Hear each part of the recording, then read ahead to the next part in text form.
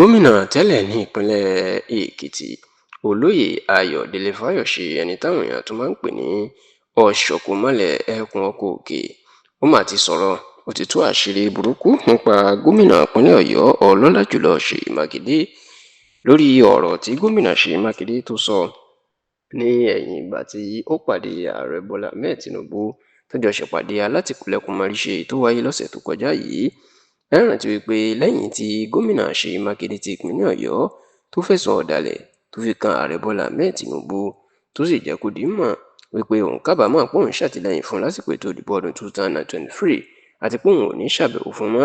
ṣàtìlẹ́yìn fún mọ́ lọ́dún 2027 ó ní ó jẹ́ kí ariwo ńlá sọ. Ṣùgbọ́n lẹ́yìn tí mákindé tó fẹ́nu àbùkù kan ààrẹ bọ́lá ahmed tinubu yìí ó mà jẹ́ awuyewuye ńlá àti kàyéfì nígbà táwọn èèyàn tí wọ́n sì rí ṣèyí mákindé lọ́dọ̀ ààrẹ bọ́lá ahmed tinubu lọ́sẹ̀ tó kọjá táwọn méjèèjì tọ́jọ́ takùrọ̀sọ tí wọ́n sì jọ tó ń rẹ́rìn síra wọn. Eléyìí inú jẹ́ kó pè èèyàn máa sọ pé kò sí ọ̀tá ayérayé no permanent friend nínú òṣèlú àti pé ó ṣeéṣe káwọn méjèèjì kí wọ́n jọ ṣiṣẹ́ papọ̀. Ṣá o, lẹ́yìn ìpàdé náà ni gómìnà ṣèyí mákindé ló bá àwọn oníròyìn sọ̀rọ̀ tó sì jẹ́ kó di mọ̀ pé àwọn àti tinubu àwọn ò sọ̀rọ̀ òṣèlú. Ó ní ọ̀rọ̀ bí nàìjíríà yóò ṣe dára làwọn jọ sọ. Bẹ́ẹ̀ ni wọ́n tún bíi pé bóyá òun náà ti fẹ́ darapọ̀ mọ́ ẹgbẹ́ òṣèlú apc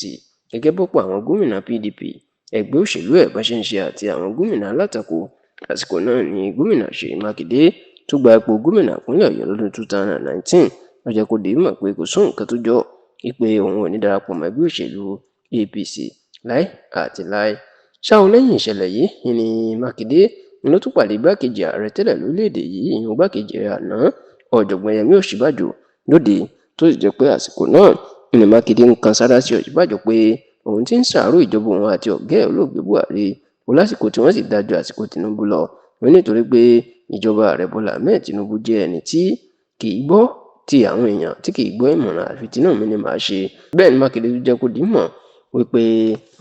lórí ọ̀rọ̀ owó orí tuntun new tax bill tí tinubu gbé jáde ó láwọn gómìnà ní kó sì dá dúró kó jẹ́ káwọn wò ó ṣùgbọ́n tán ni wọn ò dáhùn tó sì ní gbígbé ayé ológun ìníjọba tinubu àsìkò yìí ó ní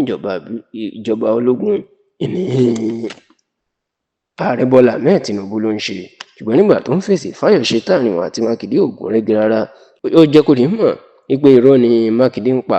Fáyọ̀ṣe jẹ́ kó di mọ̀ wípé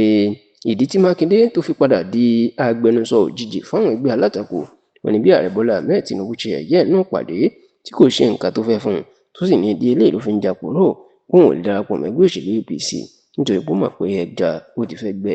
ní ẹ̀yìn òun.